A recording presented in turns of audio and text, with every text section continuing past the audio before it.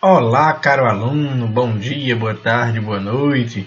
Aqui novamente quem vos fala é o professor Cláudio Gabriel e dando continuidade ao nosso conteúdo acerca dos derivados de ácido carboxílico, vamos falar um pouquinho agora sobre algumas reações envolvidas nesses derivados. Bom, iniciando pelas reações de cloretos de ácido, nós observamos que dentre os derivados eles são os mais reativos. E basicamente, para dar um produto, você troca exatamente o cloro como grupo abandonador pelo nucleófilo que vai ser adicionado. Lembrando que se o nucleófilo tiver um hidrogênio, esse hidrogênio também deve ser retirado na hora da construção desse produto. Nós observamos aqui que as reações com cloreto envolvem muitas vezes a adição de piridina no meio reacional, de modo a neutralizar o HCl formado, gerando um sal, um cloridrato de piridínio. Ok? Então, nós observamos aqui de uma forma geral algumas reações de cloretos de ácido com alguns ânions, né? Onde você observa que há a troca do cloro pelo nucleófilo, a geração de um anidrido, ou a reação aqui de hidrólise, a reação de cloreto de ácido com água, né? Sob piridina, né? Então você observa aqui a formação aqui do ácido carboxílico e do sal. E aqui uma reação de cloreto de ácido com álcool, né? Então, para a montagem do produto, a gente retira aqui o hidrogênio, faz a montagem aqui do éster e a formação, mais uma vez, do sal, devido à utilização da piridina no meio reacional. Tá ok? Bom, aqui a reação de cloretos com algumas aminas, você observa cloretos com amônia, dois equivalentes, gerando aqui uma amida primária. Se eu usar uma amina primária com cloreto, eu gero aqui uma amida secundária. E se eu usar aqui uma amina secundária, eu gero uma amida terciária. Observa que dois equivalentes desses compostos nitrogenados são necessários para que um equivalente reaja, né, no processo de substituição e o outro equivalente seja utilizado para neutralizar o HCl, que é liberado no meio reacional, gerando um sal de amônio. Ok? Então você observa que para qualquer reação de formação de amidas, há também a formação de sais, de cloridratos. Ok? Bom, em termos de mecanismo, vamos analisar aqui primeiro essa conversão de cloreto de ácido em anidridos. Então, de uma forma bem breve, primeira etapa é o ataque nucleofílico da espécie aniônica ao carbono da carbonila, gerando um intermediário tetraédrico. E, posteriormente, aqui a migração do par de elétron para a reconstituição da carbonila e a expulsão aqui do cloro como grupo abandonador, gerando aqui o cloreto, como a segunda espécie gerada e a formação aqui do anidrido. Então, um mecanismo que segue aí a substituição nucleofílica acílica, como já havíamos mencionado em vídeo anterior. Aqui um mecanismo de conversão de cloreto de ácidos em ácidos carboxílicos. Colocamos aqui a reação do cloreto com água, onde ocorre inicialmente o ataque nucleofílico da água ao carbono da carbonila do cloreto. E a piridina no meio reacional ela é utilizada para atuar como base, abstraindo esse próton, né? E aqui, após a reconstituição da carbonila e a liberação do grupo abandonador, há exatamente a formação aí do sal, que nós vimos em slide anterior. A formação do sal, do cloridrato de piridínio e aqui o ácido carboxílico como produto principal da reação. Bom, e anidridos, professor? Bom, da mesma forma que anidridos, você vai observar aqui, ó, eu tenho aqui o grupo abandonador, ele vai ser trocado pelo nucleófilo e aqui o hidrogênio, ele é retirado aqui para a formação do coproduto. Nós observamos aqui algumas reações gerais, reações de anidridos com água, com álcool e com amônia. Observamos aqui a formação de ácido, éster e amida. E segue exatamente o mesmo protocolo, a mesma ideia mecanística, vista de forma geral para a substituição nucleofílica acílica. Aqui, mais uma vez, chamo a atenção. Se o grupo abandonador aqui é exatamente esse grupo aqui, ele vai ser trocado pelo nucleófilo sem o hidrogênio. Então, está aqui, ó. Aqui eu tenho mais uma vez o grupo abandonador, vai ser trocado aqui por esse nucleófilo menos o hidrogênio, está aqui a produção de um éster. E aqui o grupo abandonador, se eu trocar com o nucleófilo, retirando aqui um hidrogênio, eu tenho exatamente uma amida primária, ok? Então, isso aqui serve como grupo abandonador, com mais o hidrogênio que eu tenho tirado aqui, dá exatamente o outro produto, um ácido carboxílico. Se eu tirar o hidrogênio aqui com esse grupo abandonador de novo, dá também como coproduto um ácido carboxílico. E para amônia, sempre utilizando aí dois equivalentes, eu tenho a formação da amida primária mais um sal, né, de amônio, ok? Como o coproduto. Mecanisticamente, o anidrido ser convertido em amida também segue a substituição nucleofílica. Primeira etapa, o ataque nucleofílico da amônia ao carbono, da carbonila, gerando um intermediário. Um segundo equivalente da amônia abstrai esse hidrogênio, atuando aqui como base, né, e neutralizando essa carga, né, positiva, gerando esse intermediário. Posteriormente, há a reconstituição da carbonila e a liberação do grupo abandonador. Então, está aqui o grupo abandonador, né? E aqui a amida formada. Entenda, aqui eu tenho o ânion e aqui, ó, eu tenho o cátion que foi liberado, né? Então, aqui eu tenho exatamente no final do processo, eu tenho um sal formado, tá bom? Um sal de amônio formado mais a amida primária. Bom, eu posso converter o anidrido em ésteres e amidas, tá?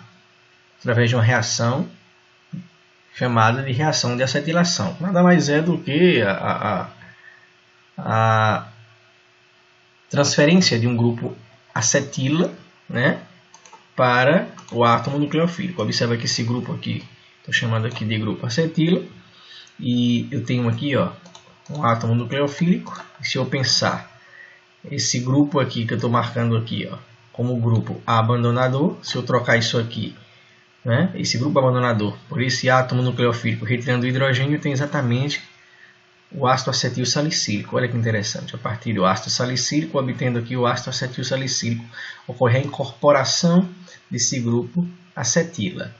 Já aqui, né, para hidroxianilina, se eu reagir com aqui o anidrido acético, eu transfiro o grupo acetila para o átomo de nitrogênio, que é mais nucleofílico aqui, ó, do que o oxigênio, ok? Então você vai ter novamente, ó, retira um hidrogênio e eu tenho aqui exatamente o grupo acetila transferido, gerando aqui uma amida, gerando o acetaminofém, o ingrediente ativo do Tilenol. Então você observa que essas reações são reações que ocorrem via mecanismo de substituição nucleofílica sílica, mas recebem um nomezinho especial, acetilação, tendo em vista que esse grupo ele é transferido para esses heteroátomos aí, esses átomos nucleofílicos de oxigênio e de nitrogênio. Bom, falando de ácido carboxílico, já havíamos comentado em slides anteriores, o ácido carboxílico podem atuar de duas formas, ou numa etapa de ácido base, reagindo como ácido de Bronsted, ou então sofrendo ataque nucleofílico, ok? Os ácidos carboxílicos podem ser convertidos em uma variedade de derivados usando reagentes especiais, com catálise ácida e às vezes com condições reacionais mais enérgicas. Observe aqui, por exemplo, um ácido carboxílico pode ser convertido em cloreto de ácido. Para isso, de forma comum, nós utilizamos um reagente chamado cloreto de tionila. Esse aqui, ó, SOCl2. O cloreto de tionila, quando colocado em presença de um ácido carboxílico, transforma ele em um cloreto de ácido, liberando SO2 e HCl. De uma forma, né, bem objetiva, eu tenho um ácido carboxílico aqui, o ácido benzoico, com cloreto de tionila. O produto principal é o cloreto de benzoíla. Ok? Claro. Então aqui tem dois exemplos, onde tenho aqui o primeiro exemplo, eu tenho esse ácido carboxílico com cloreto de tionila. Qual é o produto? 1, 2, 3, aqui, ó. 1, 2, 3, carbonila. E aqui, ó, no lugar do OH, você vai colocar exatamente Cl. Aqui você tem uma reação de um ácido carboxílico com cloreto de tionila, né, onde vai ser gerado inicialmente um produto A, que vai ser exatamente o cloreto de ácido, né, esse ácido carboxílico aqui, e depois esse A vai sofrer uma reação B com uma amina em excesso. Bom, a reação de um cloreto com uma amina nós já vimos aqui em slides anteriores, vai formar uma amida. Então, tenha muita atenção, né? Por quê? Qual a necessidade de se transformar um ácido carboxílico em cloreto?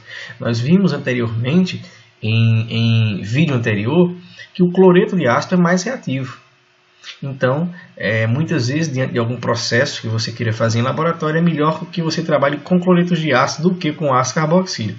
Este é um exemplo de uma preparação de amida, onde envolve aqui inicialmente a transformação do ácido no cloreto A, e a partir de A a gente faz essa reação com a amida, lembrando que se essa amina aqui ela é neutra, eu vou ter que tirar o nitrogênio, e a porção aqui vai ficar, ó, dupla O, nitrogênio, e aqui tem dois grupos etila.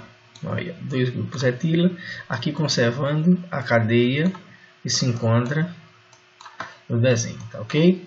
Então, formação de uma amida terciária, ok? Mecanisticamente ocorre exatamente o ataque do oxigênio, né, da carboxila ao S-O, gerando esse intermediário. Ocorre também a liberação aqui, ó, de um cloreto. Esse cloreto age como base abstraindo esse hidrogênio, liberando HCl, e essa espécie aqui.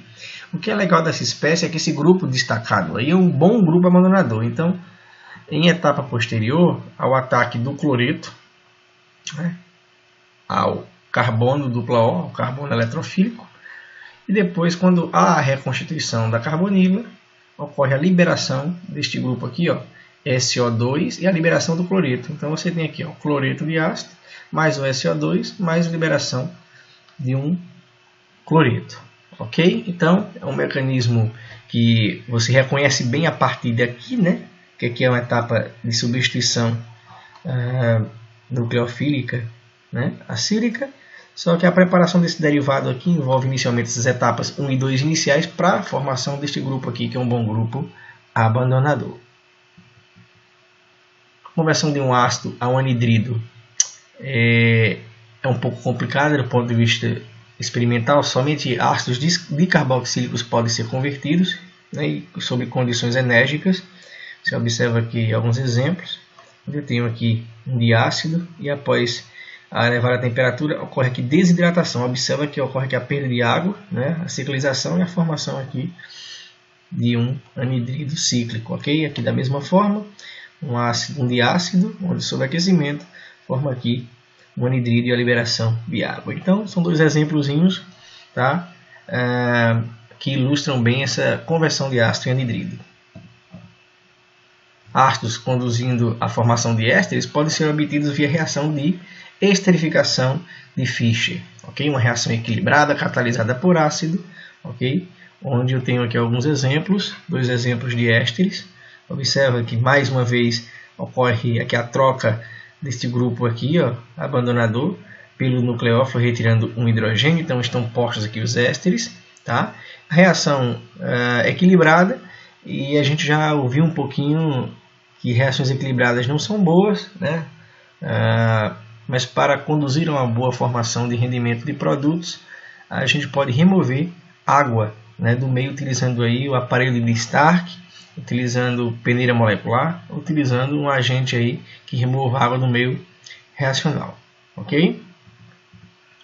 Mecanisticamente, como a reação ocorre meio ácida, a primeira etapa é a protonação da carbonila via ácido base, depois a adição nucleofílica à carbonila. Aqui o ânion aqui faz uma reação de uma etapa de ácido e base. Posteriormente ocorre novamente uma protonação, já que o meio continua ácido, gerando aqui essa espécie. Você observa que agora este grupo aqui passa a ser um bom grupo abandonador, então aqui o oxigênio reconstitui aqui uma carbonila que expulsa aqui a água, né? E aqui a carbonila protonada vai ser reconstituída a carbonila mediante aqui a abstração desse próton de uma base fraca livre no meio reacional.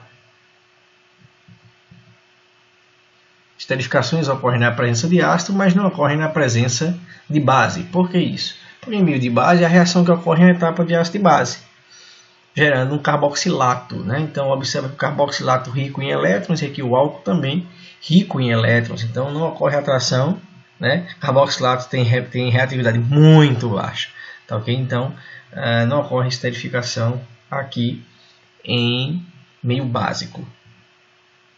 Mas elas podem ocorrer de forma intramolecular, né?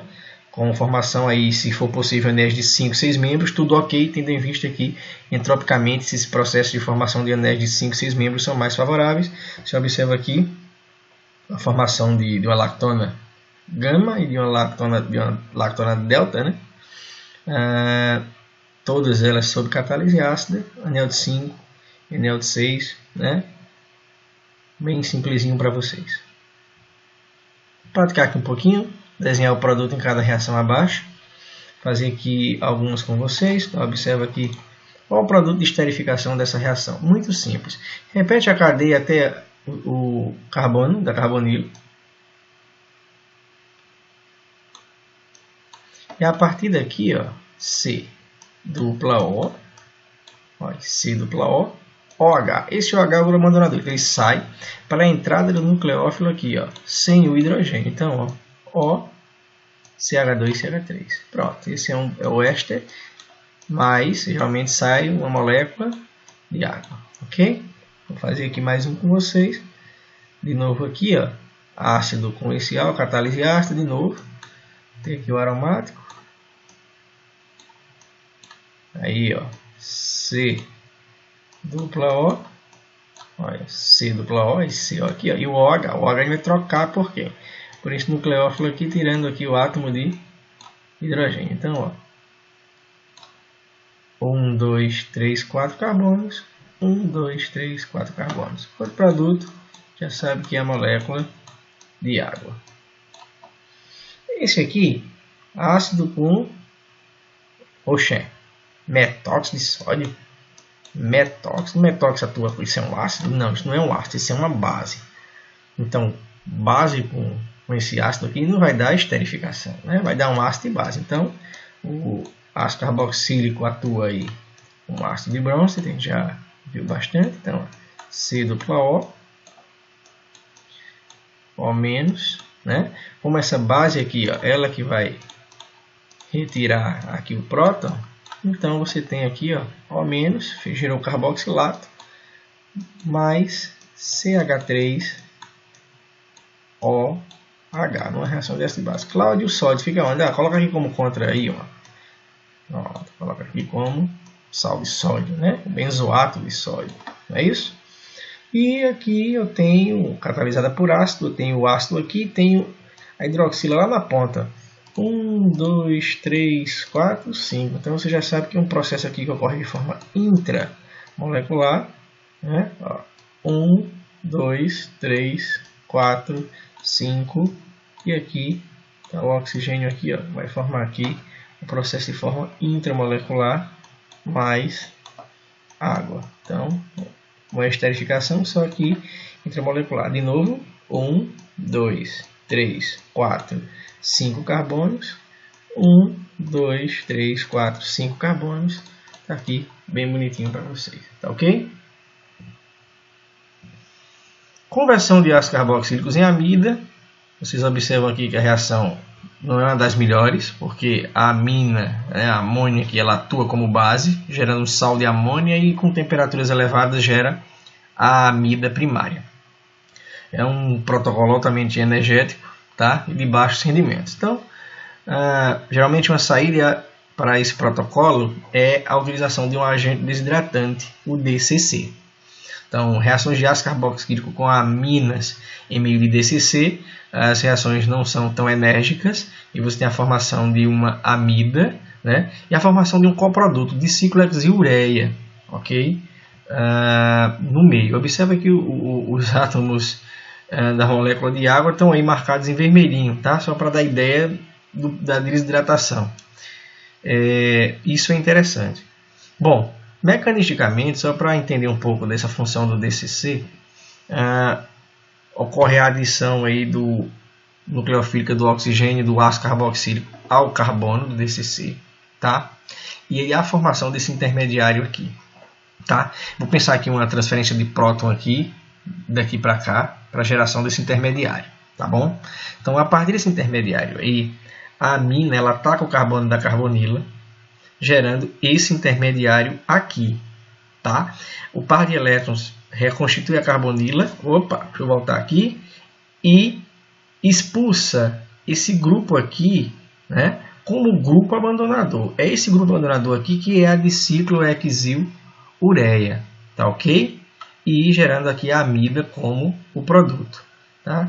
Ô Cláudio, quando esse par de elétrons vem para cá e esse aqui vem para cá e esse aqui vem para cá, não gera um ânion aqui, não gera. É exatamente esse ânion que irá abstrair esse hidrogênio aqui, que está formando aqui uma carga formal positiva, tá? Uma carga positiva. É esse ânion formado. É porque aqui a ilustração não ficou tão detalhada, tá? Mas o que ocorre aqui é isso: é a reconstituição da carbonila, a liberação do grupo abandonador e essa espécie aniônica formada é que abstrai esse hidrogênio, gerando a amida e a diciclohexil-ureia como coproduto. Tá ok, gente?